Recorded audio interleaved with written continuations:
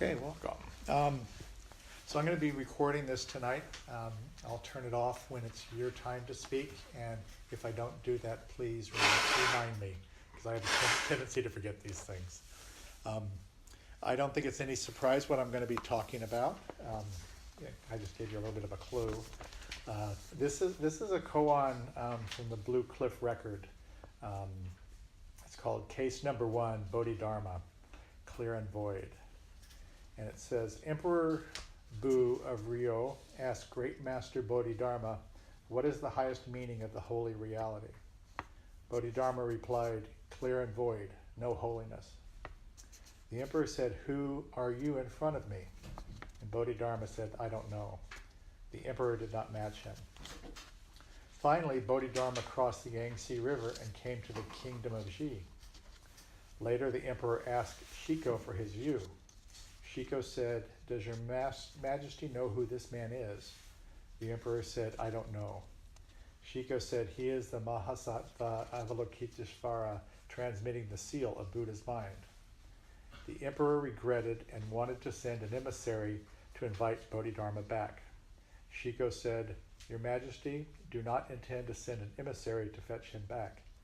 Even if all the people in the land were to go after him, he would not return. Now, this same koan is presented in another book called the Book of Serenity, where it's the case too. And this one says, Emperor Wu of Liang asked great teacher Bodhidharma, what is the highest meaning of the holy truths? Bodhidharma said, empty, there is no holy. The emperor said, who are you facing me? Bodhidharma said, don't know. The emperor didn't understand. Bodhidharma subsequently crossed the Yangtze River, came to Shaolin, and faced a wall for 9 years. So, I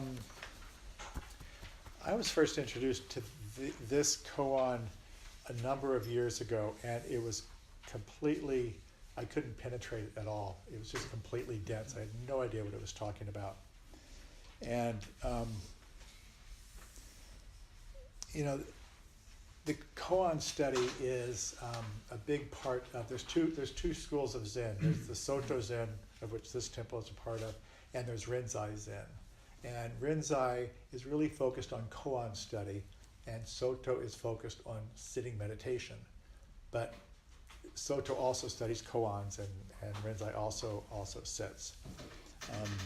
So you study them because a lot of the language and a lot of the situations and who these people are is fairly unknown. And so if you kind of don't know the backstory on these, you kind of don't really know what they're getting at. So that's part of the study. But the thing with koans is that we're not trying to solve them. We're not trying to figure them out. We sit with them and let them sort of open up, if you will.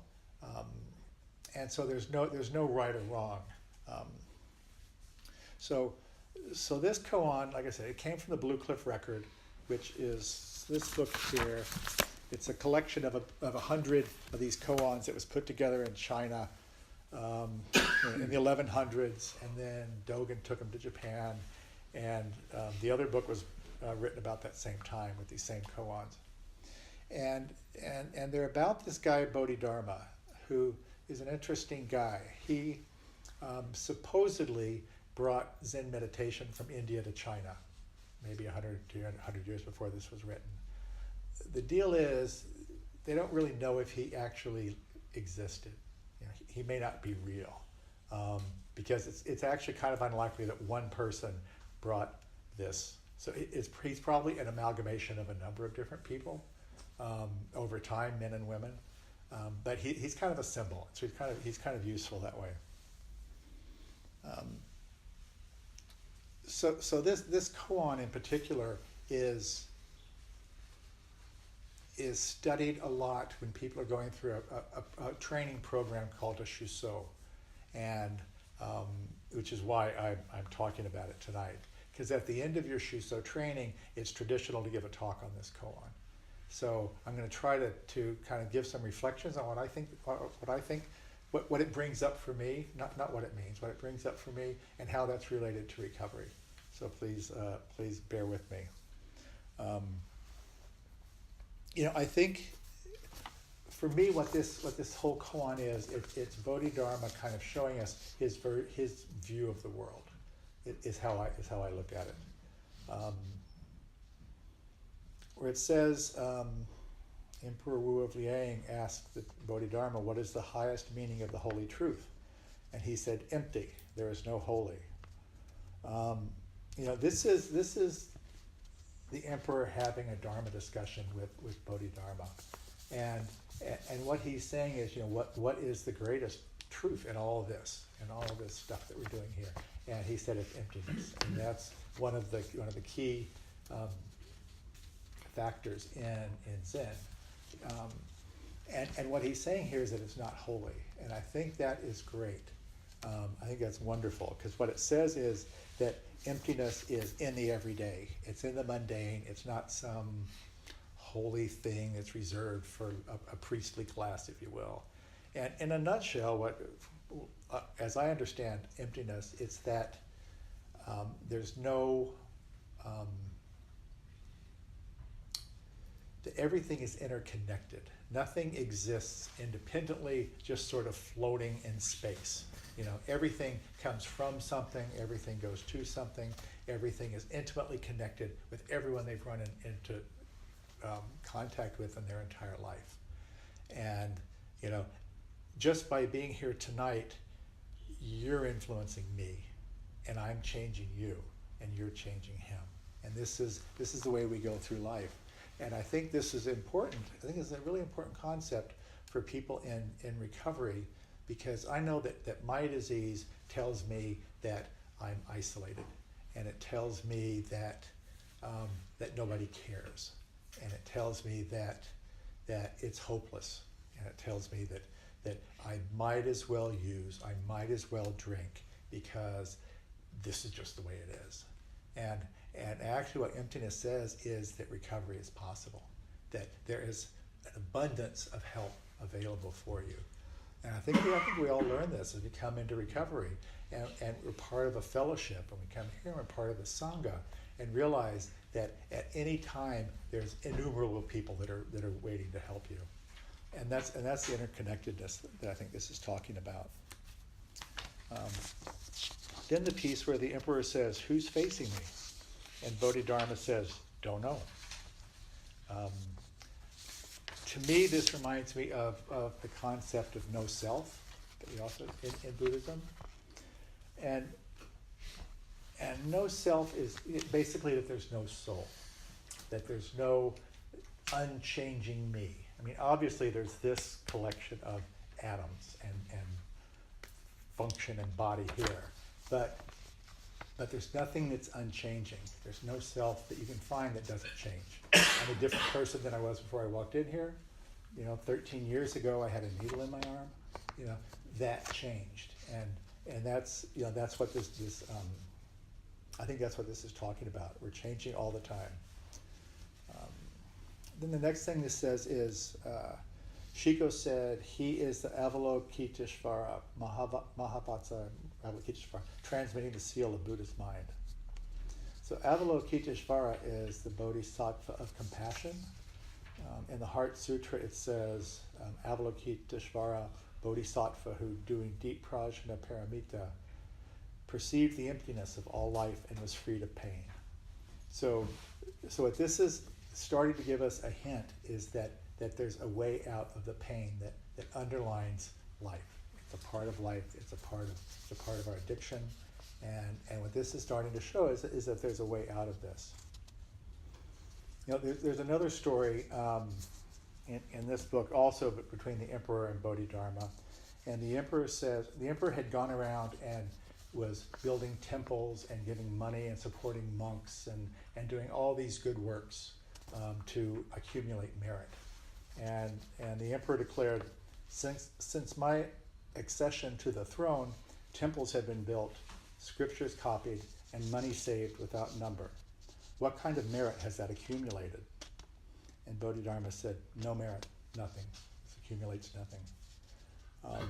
Which is kind of harsh. And I think what that's saying is that there's no way out. You can't spend your way around suffering. You can't, do enough good works that you won't experience suffering. It's part of the human condition. And, not getting what you want is suffering, so is losing something you have. Repeating painful relationships over and over. A lot of time getting what you want has suffering in it. Falling in love has suffering in it. Because if you have two people that are deeply in love with each other, as wonderful as that is, unless they happen to both die at the same time, one of them is going to go first, and that's going to cause pain for the one who's left. So the seeds of suffering are there. And I think addicts know that probably better than anybody. So another part, the emperor regretted and wanted to send an emissary to invite Bodhidharma back. Shiko said, "Your Majesty, do not intend to send an emissary to fetch him back. Even if all the people in the land were to go after him, he would not return." And that's the piece that I really didn't understand. It's like it's prominent in this, but so what? Why wouldn't he go back? And I think what that's talking about is that everything changes, and there is no going back. It talks about a concept called impermanence that's a big part of Zen as well. And that impermanence basically says everything changes. Everything changes. There's nothing that stays the same. And that is really, really good news for recovery. And that's the basis of the second step. The second step, basically, if you want to shrink it to a post-it, says that recovery is possible. And it's possible because everything changes. Now, I'm an alcoholic. I'm not going to change that. But what does change is how that plays out in my life. I'm not a drinking alcoholic anymore, and that's the recovery. And if we can get that, it's another way you hear that said is that just drew a blank. Sorry. If we can get that, we cling less to outcomes and expectations. This too shall pass. That's what I was thinking of. We hear that a lot. This too shall pass. And then the last piece of this says, Bodhidharma subsequently crossed the Yangtze River, came to Shaolin, and faced a wall for 9 years. So in the story, Bodhidharma, after he left the emperor and went to Shaolin, he went to a cave and he sat down and he meditated for 9 years without sleeping. And to keep himself from sleeping, he cut his eyelids off. And then he threw his eyelids down on the ground. And where they landed, tea bushes came up. And that's where tea comes from. That's the story. So that's why I kind of think that maybe not every detail in his biography is accurate. But I could be wrong. Maybe it was. So this idea that he's facing the wall for 9 years, and he's not going to go back to the emperor. I think what that's talking about is he sat zazen for 9 years. This is the summation of this story. And I think what this is saying is he had the chatter with this emperor, and he had this, other stuff coming on, and all these other things are kind of coming up.